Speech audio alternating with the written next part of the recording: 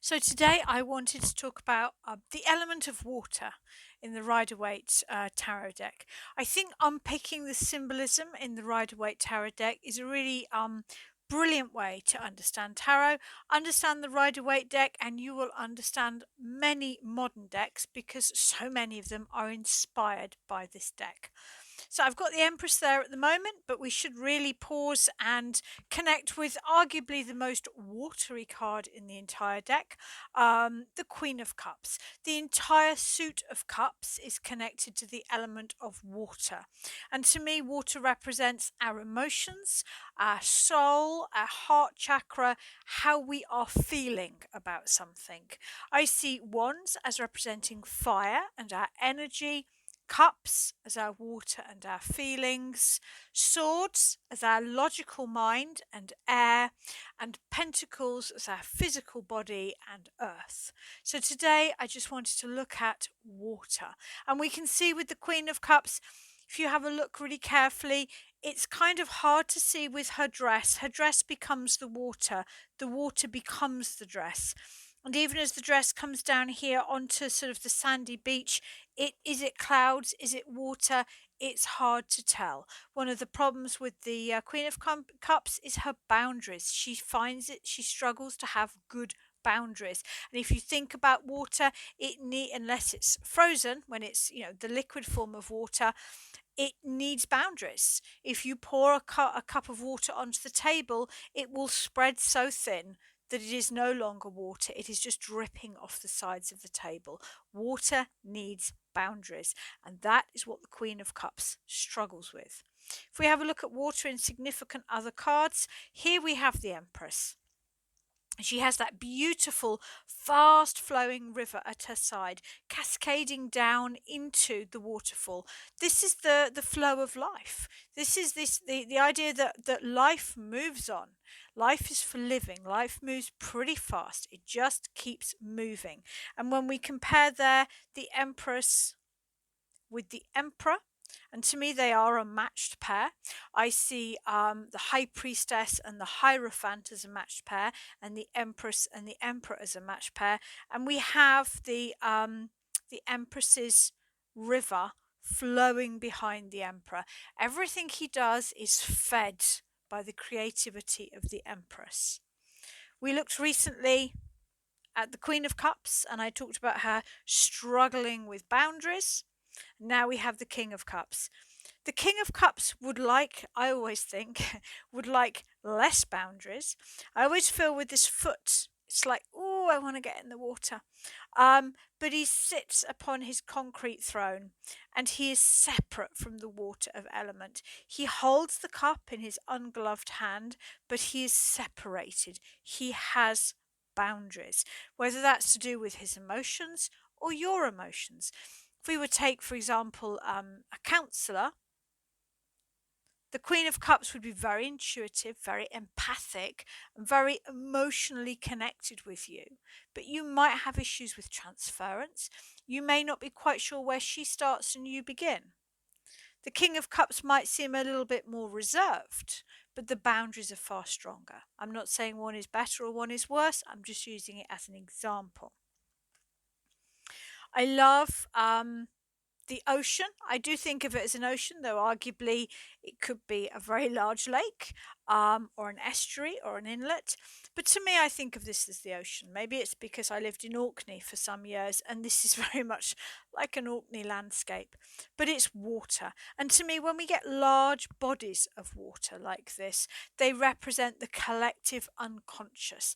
They represent the deepest part of your soul, your emotions, and also that part of us where we are subtly connected to others.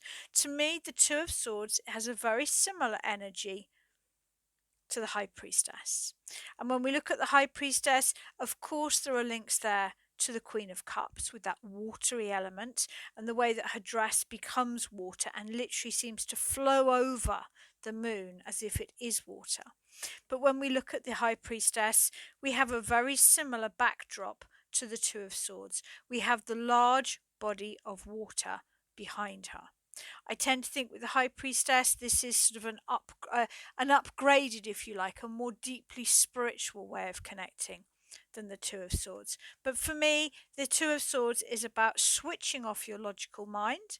That's why the swords are crossed in that position, so that you can hear the whisper of your heart, your soul, the collective unconscious, the water behind. Thinking about water, when we look at some of the more difficult cards in the deck, for example, the Ten of Swords, the fact that there is water, the fact there is emotion behind this card, to me is a really good thing. Because when we get too into our head, we can become overwhelmed by our own thoughts. We can become a little bit shut off, cold, isolated. The Ten of Swords is about feeling the stress in your body with the swords in the body, and it's about allowing the emotions to flow with the ocean behind him. And again, I think with the Eight of Swords, the fact that there is water there is a really good point. It's a good sign. He is feeling trapped either by her thoughts or by others' words. This can be a key card of gaslighting, where you actually, in the worst part of gaslighting, is that you begin to believe what your abuser is telling you. And the thing with the Eight of Swords is she is still in touch with her emotions. Her feet are in the water. She is in touch with her emotions. It feels wrong. Water gives us some really positive images with the star, and the star is, for me, is the wish card.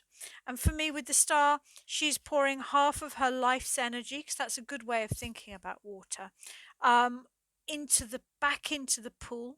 This is your inner journey, your inner work, and she's pouring half of the water onto the earth. That's practical, getting on with life, bringing your dreams and manifesting them in the real world. So the star is often considered the wish card.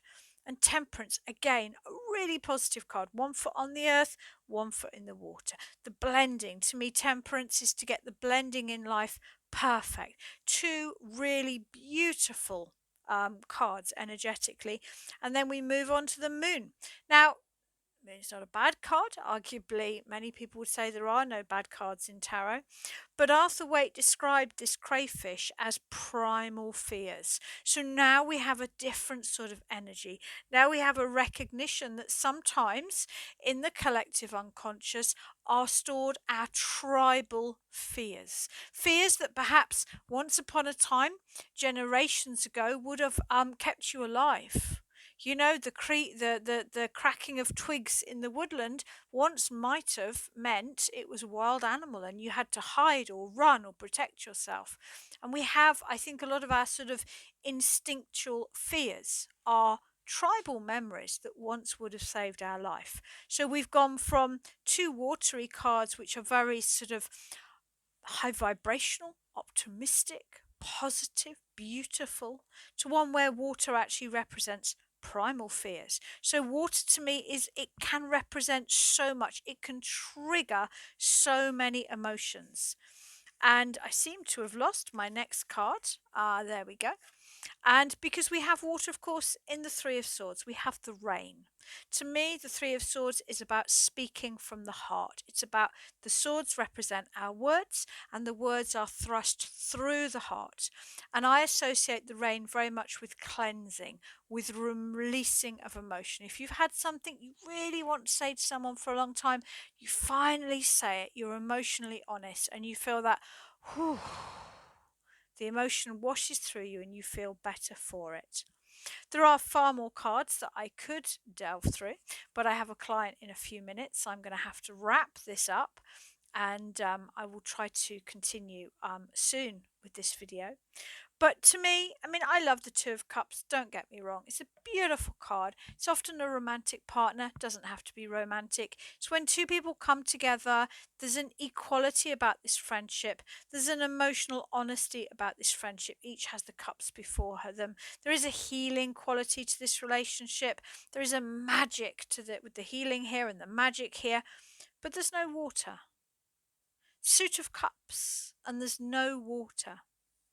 To me, I tend to think with the Two of Cups, this is the honeymoon card. This is the intensity that doesn't always last.